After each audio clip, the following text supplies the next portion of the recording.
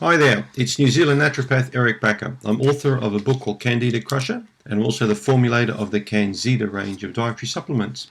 Thanks for checking out my video today. I've got a question here from a guy called George Everly in New Jersey in the USA.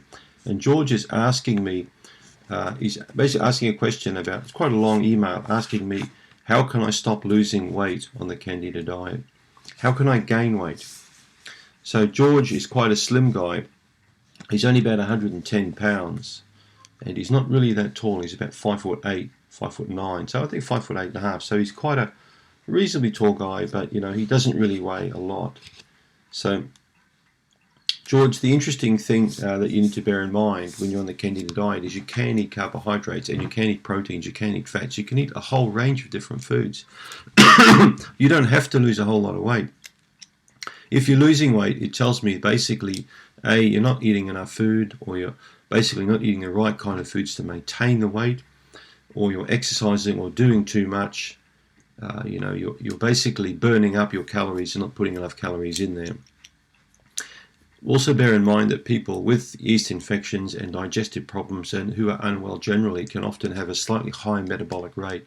So they can be more hungry, be burning up more food, and then be very scared and cautious about the kind of foods they do consume because they could aggravate their gut and cause a lot of problems.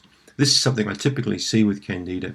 If people start reading all these diets on specific carbohydrate eliminations and gut psychology diets and body ecology diets, all these kind of diets they read, and they start thinking that they've got to exclude all carbohydrates from the diet, that they just have a pure paleo approach, so that they basically stick with meats and vegetables. Well, that's a pretty boring, silly diet. To me, it's not really a diet that's sustainable. You can't keep maintaining diets like that.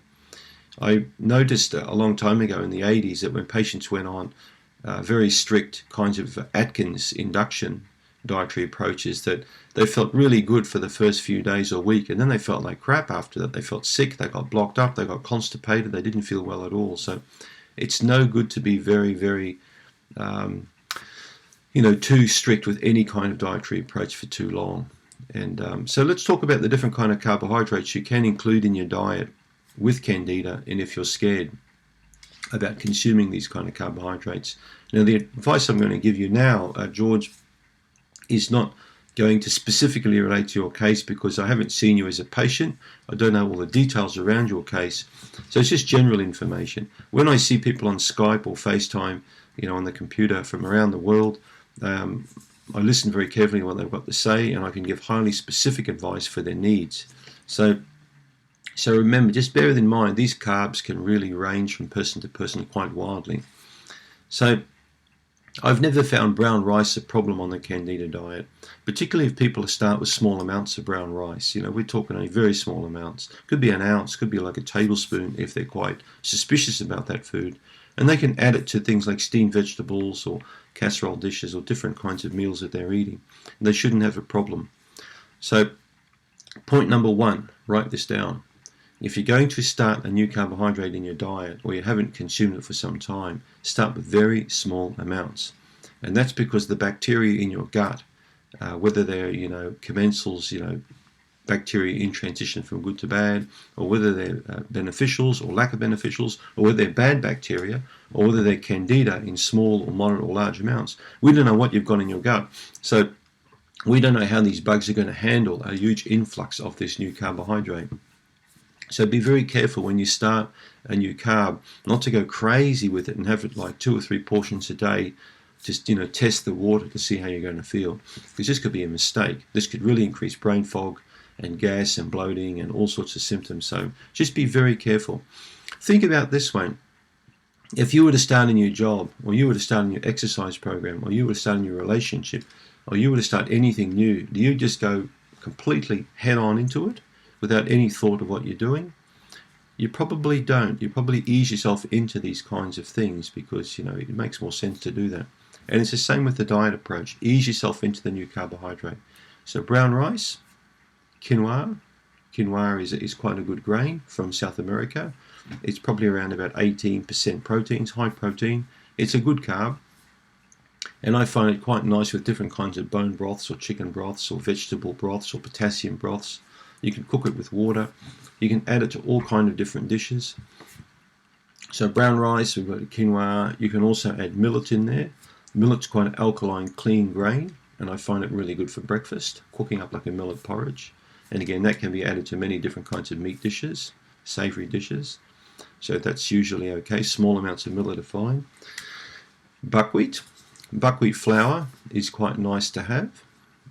Buckwheat noodles. There's noodles called soba noodles, S-O-B-A. So, you can get them with mixed wheat, or you can get 100% buckwheat noodles.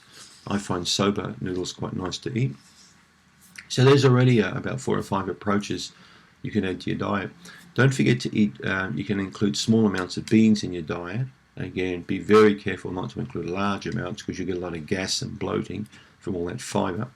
So small amounts of beans, or legumes like chickpeas can be added to the diet. You can make a hummus up, with a bit of tahini, which is basically mashed up sesame seeds, olive oil, lemon juice and garlic and chickpeas. That makes up a dish called hummus, which is quite an attractive dip to have with raw vegetables. It's got a lot of carb in that.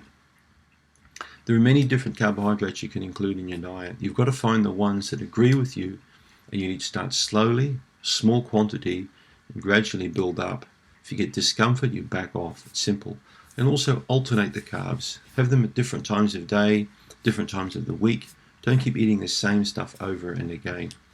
So don't be afraid of carbohydrates in your diet. If you've got severe intestinal candida, you may for the first several weeks be very cautious, particularly if you've got a lot of gut and brain fog, and gut issues. You need to be cautious with pumpkin, squash, corn, and potatoes.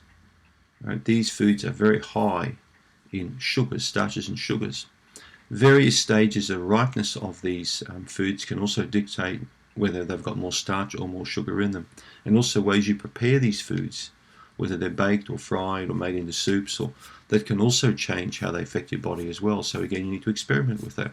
But if you've got a severe gut problem, back off these starchy vegetables for the first few weeks. I always find baked potato and baked pumpkin a little bit better than steamed or turned into soups. So just be very cautious. So I hope that gives you a good bit of advice there, George, on carbohydrates. Don't be afraid to include those in the diet. They will ensure that you won't lose a lot of weight, especially if you're eating ample vegetables and a mixed selection of meats along with those carbohydrates. You should be fine. And also, George, check out my quiz, Candida Quiz at yeastinfection.org. Thanks for buying my book, Candida Crusher. I've just read your email. I appreciate you buying that book. So you'll read more about all the kind of starchy carbohydrates in that book, and there's a whole section on weight loss in there as well.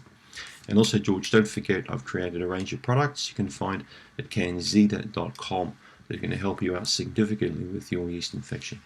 Thanks for tuning in.